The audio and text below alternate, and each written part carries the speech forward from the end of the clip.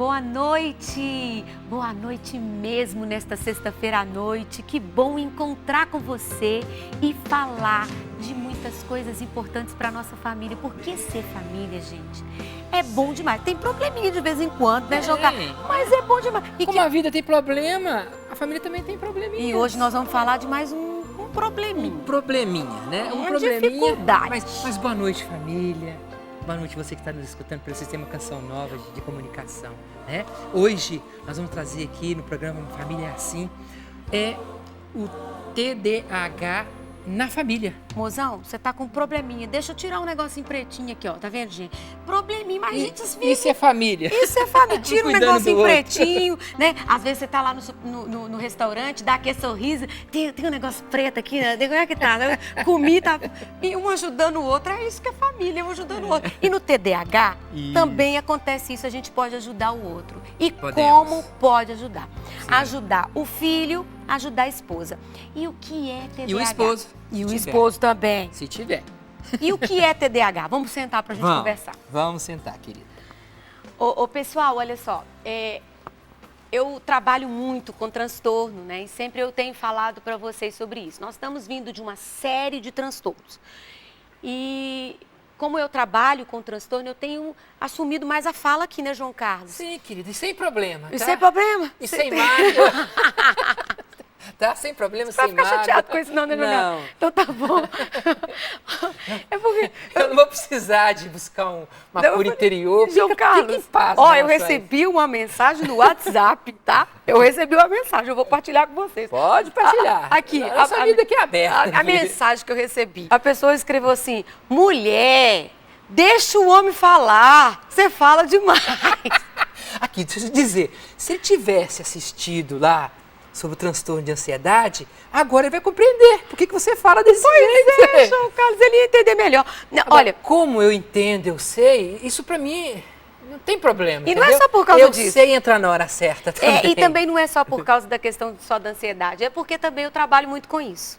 Trabalho Sim. com transtorno, eu conheço muito sobre essa questão de transtorno e por isso, né, agora está ficando comigo essa parte aí. É. E nós temos um processo que a gente tem visto desde dessas últimas semanas aí, Sim. né? Nós vimos depressão, nós vimos transtorno da ansiedade generalizada, nós vimos transtorno do pânico, do toque. Isso. E agora nós estamos vendo o TDAH. E o que significa? É importante a gente entender o que significa essa sigla. TDAH. T, transtorno do déficit, que é o D, ó. Do déficit de atenção, o A, ó, hiperatividade. Então, transtorno do déficit de atenção e hiperatividade. Sim. Então, o transtorno do déficit de atenção e hiperatividade, ou TDAH, algumas pessoas têm olhado para isso e falado assim que isso é um mito, isso é uma inverdade. Sim. Isso não existe. Que o transtorno é uma invenção para colocar, para dar mais medicação. Eu, particularmente, eu acredito que há uma desorganização. Sim. Por que há uma desorganização? Porque na clínica a gente percebe isso nitidamente. Nós trouxemos isso para o nosso programa, justamente, João Carlos, porque a gente tem percebido nas famílias o TDAH. Sim. E a prevalência, gente, o que é prevalência? A quantidade de pessoas que tem. Quando a gente fala prevalência é isso, a quantidade de pessoas que tem no Brasil e no mundo é uma quantidade muito alta. A prevalência é muito alta. Então nós encontramos muito TDAH durante aí a nossa vivência familiar. Sim. E o que é? O que acontece? Uma criança que teve TDAH, aproximadamente 60% a 70%, ela vai ser um adulto que apresenta o TDAH. Ou seja, ele vai normalmente casar e vai viver a vida dele sendo TDAH. Isso. De 60% a 70% ele vai continuar tendo isso, porque é crônico. Então, o que nós estamos vendo na família? Eles estão vivendo com o TDAH e muitas vezes não estão sabendo entender o que é o TDAH. O TDAH, então, esse transtorno, ele tem um acometimento, quer dizer, a pessoa apresenta uma dificuldade no sistema da atenção. Então, ele se distrai facilmente, ele não consegue se concentrar. Quando ele está estudando, ele às vezes tem um baixo rendimento, porque ele não consegue se concentrar. e nas atividades escolares, ele não consegue também ter um bom planejamento e uma boa organização. Segundo os estudos, e principalmente dentro da neurociência, há uma alteração no funcionamento do lobo frontal. Então, esse lobo frontal aqui no cérebro, essa parte do cérebro, que é responsável por algumas funções que são chamadas funções executivas, são funções primordiais para a vida acadêmica, né? Por quê? Porque ali você vai planejar, organizar a sua vida. E o que acontece com a pessoa que tem TDAH? Não consegue planejar. Então, ela deixa tudo para a última hora. Então, ela tem um trabalho para fazer, ela vai empurrando isso, não, pronto, chegou o dia do trabalho, ela não fez. Na última hora. Na última hora ela não fez. Descobre que não consegue organizar. Normalmente, o quarto é uma bagunça. Outra coisa, ela não consegue esperar a sua vez por causa da impulsividade. A pessoa é muito impulsiva, então ela fala na frente dos outros. Na hora que a pessoa começa a falar, ele vai lá e fala na frente dele. Olha só, a criança que tem TDAH, ela se mexe o tempo todo, ela tem uma agitação que não é aquela criança que está sendo levadinha, né? Que eles falam assim, a criança agitadinha, isso, agitadinha, que é normal. levada, né? Não, a gente pode... que é normal, né? É normal. Não podemos confundir uma criança agitada com uma criança que tem TDAH. E o diagnóstico, João Carlos? A gente tem visto, na verdade, muitos diagnósticos incorretos. Sim. Muitas crianças que estão utilizando até a medicação e que, na verdade, não eram para utilizar. Porque estão inadequadas. Às vezes, o que está acontecendo com as nossas crianças? A casa ficou desse tamanhozinho. Não tem mais quintal para brincar, não tem mais nada para fazer. E aí essas crianças ficam dentro de casa, dentro do apartamento ali. Confinados. Em 4 paredes. Então, eles tendem a ficar mais agitados e parece que eles estão mais agitados mesmo. Mas, na verdade... O espaço é pequeno, né? O espaço é pequeno, eles não conseguem extravasar essa energia toda que a criança tem. Justamente. Então, isso é natural, a criança ficar mais agitada, porque aquela criança de antigamente que corria naquele quintal enorme, não tem e mais hoje no esse espaço. espaço urbano, né, que você vamos para uma pracinha, né? Aí tem a violência, né? Ai, não vamos não, porque pode acontecer alguma coisa com meu filho. Essa aí questão reduz o menino. social tem trazido consequências do comportamento infantil e que não é TDAH. Por isso, para chegar a um diagnóstico de TDAH, é importante que ele visite alguns profissionais. Um médico, no caso um psiquiatra ou um neurologista. A criança também tem que ser levada para, às vezes, fazer uma avaliação. Essa avaliação é chamada de avaliação neuropsicológica, em que o psicólogo que tem essa especialização, ele pode avaliar essa criança de uma forma mais intensa, verificando ali o funcionamento dela como um todo, da atenção, porque a gente não tem só um tipo de atenção. A gente tem atenção seletiva, concentrada, alternada, tem vários tipos. Então, a gente tem que saber o que está acontecendo, que tipo de atenção está alterada. E, às vezes, João Carlos, os pais cometem muitos erros na educação porque não sabem que essa criança tem dificuldade. E aí, culpam a criança porque não está tendo bom rendimento. Punem ela, são agressivos porque ela não está dando conta. E, às vezes, é um transtorno que ela tem. Então, é preciso realmente fazer uma avaliação para identificar se é, na verdade, um TDAH e, por isso, o prejuízo acadêmico, ou se ele não quer saber mesmo do estudo, né? Se ele não está nem aí para o estudo. Está relaxado, né? Se ele está com preguiça, se ele não está motivado. Que se principalmente for um adolescente, que você está falando de alguns sintomas aí, que é parecido com o adolescente. Sim. Né? Você está vivendo a adolescência dele, que ele não pode estar... Porque o adolescente ele é muito impulsivo. Sim. Entendeu? Sim. O adolescente ele não quer saber de estudar. Por isso a importância de um bom diagnóstico. Se é adolescência ou se é realmente um transtorno, né? Sim. E a gente precisa mesmo identificar isso para ajudar os nossos filhos, porque eles sofrem. Porque eles se veem diferente. A gente tem 2 realidades. Por exemplo, tem a Ana Clara lá em casa. Eu perguntei para a Ana Clara assim, Ana Clara, quando você vai para a escola? Nossa, de 10 anos. Ana Clara, quando você vai para a escola, minha filha? Porque ela só tira nota boa, né, João Carlos? Ela só tira nota boa. E a gente pergunta para Ana Clara, você presta atenção, minha filha? Sim, mãe. Você distrai, fica no nada, assim, no nada? Ela, não. Eu fico o tempo todo olhando para a professora, olhando para o conteúdo. Eu fico impressionada, João Carlos, porque o relato de outras pessoas é que ficam voando. Isso daí. Fica voando, não consegue. Então, quer dizer, para aquele que tem o transtorno, entende muito bem o que eu estou falando. A pessoa não consegue se concentrar. Sim. Agora, João Carlos, veja bem. O transtorno, o déficit de atenção e hiperatividade, ele compromete a atenção, compromete a vida acadêmica, compromete o comportamento, porque ela não consegue planejar, não consegue se organizar, certo? Sim. Essa criança, quando vai para a vida adulta, ela leva para a vida adulta esses sintomas. E quando ela vai para a vida adulta, normalmente essas pessoas são mais impulsivas. Elas tendem a experimentar álcool, experimentar droga. Quem apresenta o TDAH. Elas tendem a ser mais impulsivas nos negócios. Às vezes não consegue organizar as atividades dela, da vida, e aí ela tem prejuízo e não consegue uma boa profissão. Não consegue manter o trabalho, porque eles são desatentos e cometem muitos erros no trabalho. Então, veja isso na família. Então, agora, a gente viu a questão da criança, e aí causa sofrimento, precisa ser identificado, e agora na vida adulta. Eu trouxe um caso. Sim. Eu trouxe um caso aqui de pacientes. Então, essa paciente, esse casal procurou a gente e com sérios problemas no matrimônio. E o que ela relatava? Olha, eu faço praticamente tudo na minha casa. Eu faço um monte de trabalho, eu faço um monte de coisa e meu marido não consegue fazer as coisas, deixa tudo para a última hora. E eu tô com muito problema no meu casamento, porque ele esquece tudo, esquece os meninos, as crianças, me esquece as datas importantes. Eu não estou suportando mais viver com esse homem. Fora isso, ele não consegue parar no emprego. Ele sai de um emprego, vai para outro, sai do emprego, vai para outro. Olha só, imagina um caso desse, João Carlos. Imagina um caso desse na família. A família.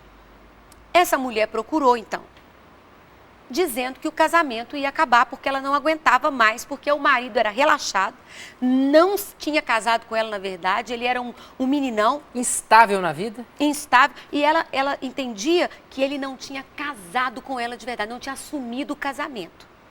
Essa era a interpretação. Era a queixa dela. Era a queixa. Eu vim aqui porque eu não estou suportando mais esse homem, porque ele não casou comigo. Porque ele não assumiu nossos filhos, ele esquece nossos filhos na escola. Ele esquece a data importante do meu aniversário, ele não se compromete, deixa tudo para a última hora. E tem um problema. Enfim, né? Não me ama, né? Não tem um nos probleminha ama. no TDAH muito interessante, porque ele não consegue organizar a hora direito, sabe? Por exemplo, o tempo. Para ele, 10 minutos vai dar tempo dele chegar daqui quase 100 quilômetros. Ele não consegue pôr na cabeça dele que ele precisa de um tempo para realizar as coisas, ele não consegue organizar. Sim. O tempo para ele é diferente das outras pessoas. Sim, é verdade. E aí, sabe o que acontece, meu Carlos? Ela falou assim, olha, ele só chega atrasado, ele só sai atrasado, ele não consegue manter o emprego, eu não estou aguentando mais esse homem. E eu vim aqui para você, o último lugar que a gente vem para poder... É a última chance do meu casamento. Chance. Já tinha experimentado o álcool, já tinha... E aí, pronto, né? Chegou lá, sentou lá e a gente começou a escutar. E o que a gente foi identificando? Opa! Esse negócio não é só porque ele não assumiu o casamento, não. E era o que, João Carlos? A bendita do transtorno. O bendito do transtorno estava ali. Ele passou por uma avaliação psiquiátrica, que a gente indicou, passou por uma avaliação neuropsicológica, né? Através dessa equipe, a gente chegou à conclusão de que ele apresentava um déficit de atenção e hiperatividade, já como adulto. Esse rapaz, né, jovem, ele foi, então... encaminhado para fazer uma terapia, para ajudar a organizar essas atividades. A esposa recebeu um treinamento. Que treinamento é esse? Olha, seu marido apresenta o déficit de atenção e hiperatividade.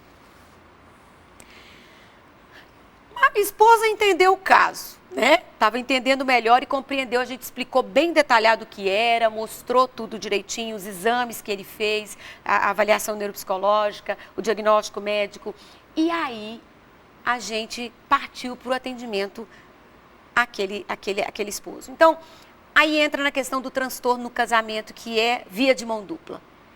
eu sou sua esposa e agora eu passo a entender você e te ajudar para você sair desse transtorno.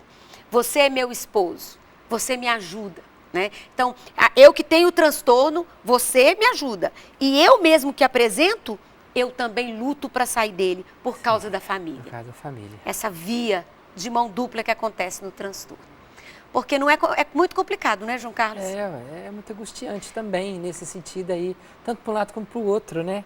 Porque a pessoa, às vezes até a pessoa que tem esse transtorno, ele se sente culpado, né?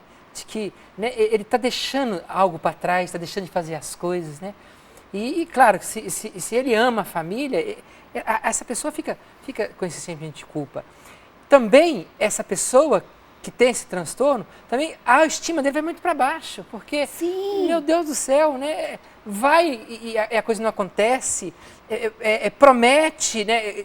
Se organizar, a coisa não acontece, a organização, entendeu? Então, eu vou chegar na hora certa e não chega na hora certa, quer dizer, mas que pessoa que eu sou? O transtorno também, João Carlos, faz com que ele não termine os projetos. Ele começa e não termina. Ele começa e não leva adiante os projetos dele, sabe? Ele é inconstante nisso. É inconstante, tá vendo? Então, qual é a imagem que ele vai ter dele, tá vendo? Que ele vai construindo dele? Então, isso é importante ele entender que ele existe com esse transtorno e que esse transtorno ele pode causar nele também essas outras comorbidades aí que podemos dizer aí, entendeu? Ele pode acontecer com ele. Aí tem que saber trabalhar isso para ele não entrar nesse ciclo, né? De morte, que na verdade, né? Sim. E ele nunca vem sozinho, às vezes, sabe? Eu gosto de falar, porque é importante as pessoas saberem que também não é sozinho. Às vezes a pessoa tem ansiedade. Ele quem que não vem sozinho? O TDAH, o transtorno. Muito obrigada, meu amor. Parecia uma pessoa, né? É momento de rir diante desse caos.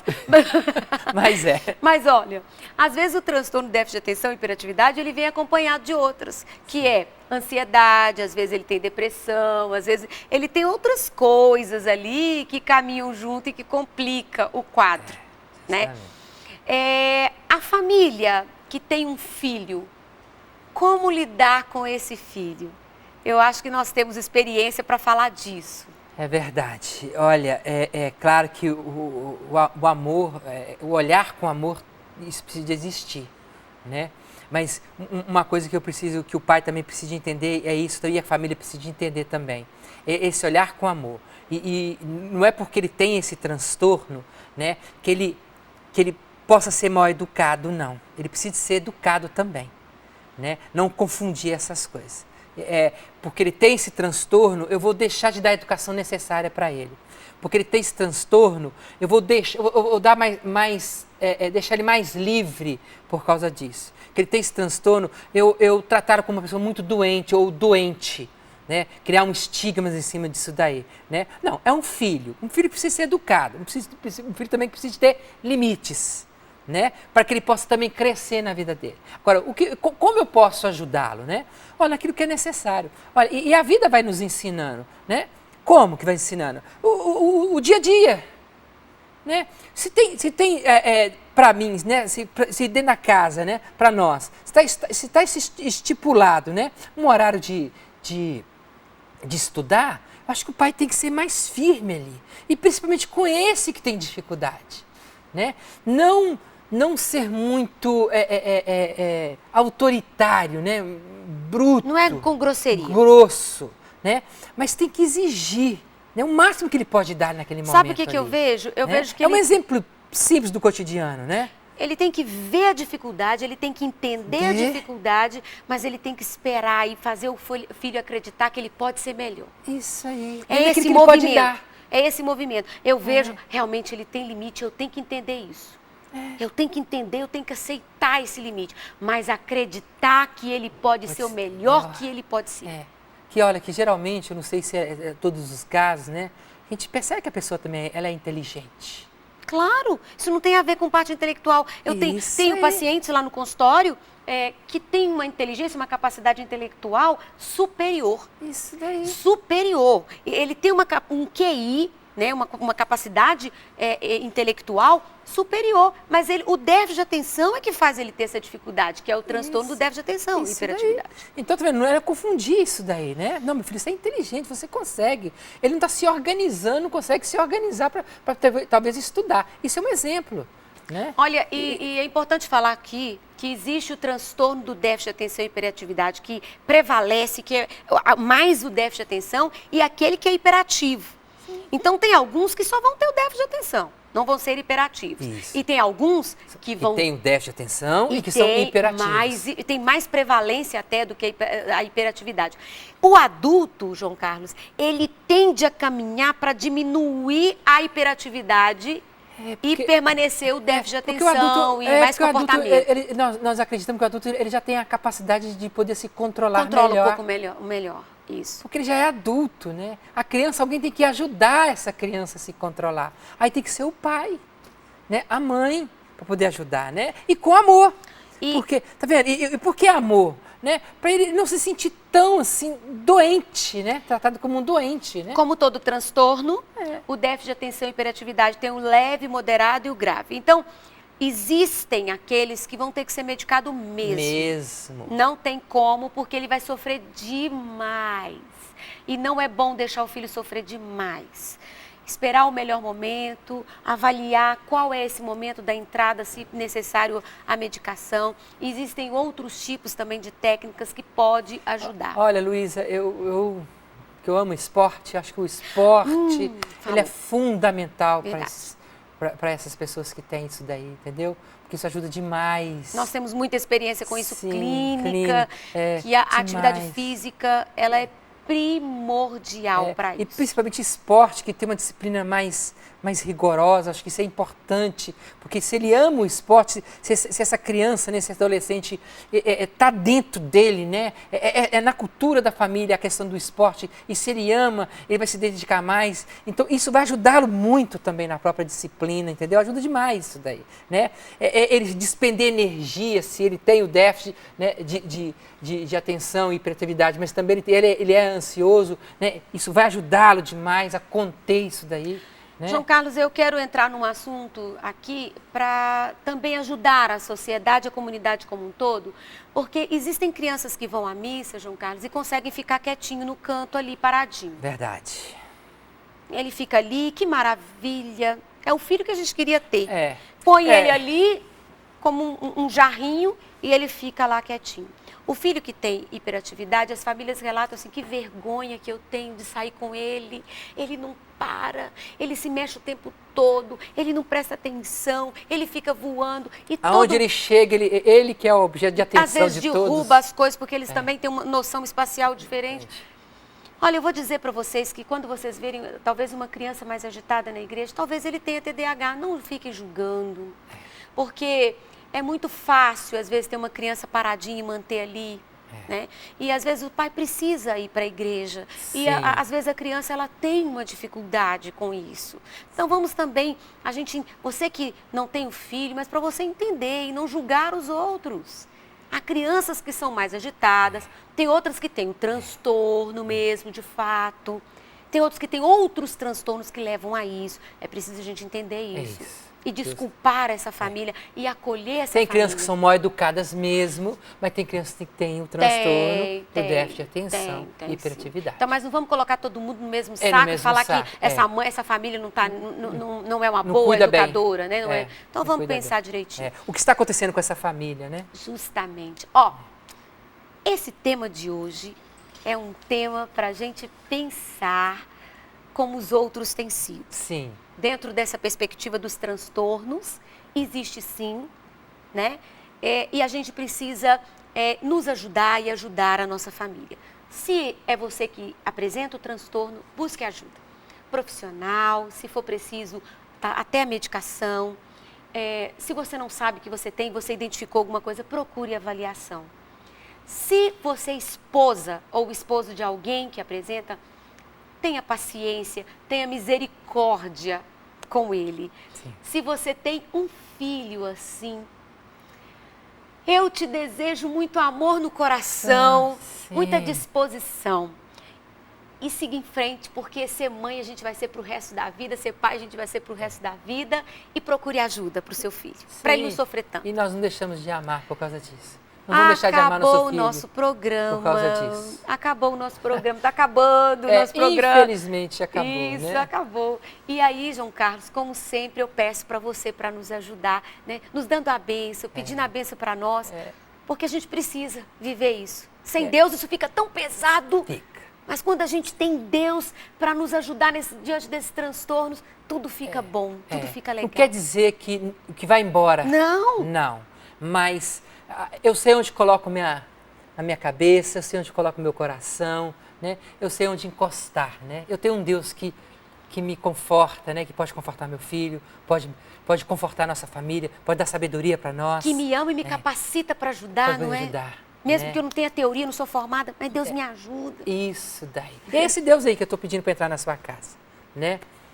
Entrar com todo o poder que Ele tem, entrar com tudo aquilo que Ele é, entrar na sua vida, na vida da sua família.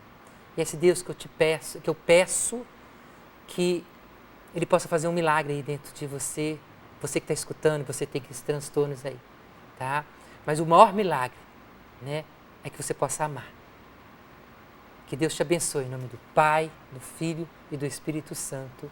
Amém. Amém. Vou cantar.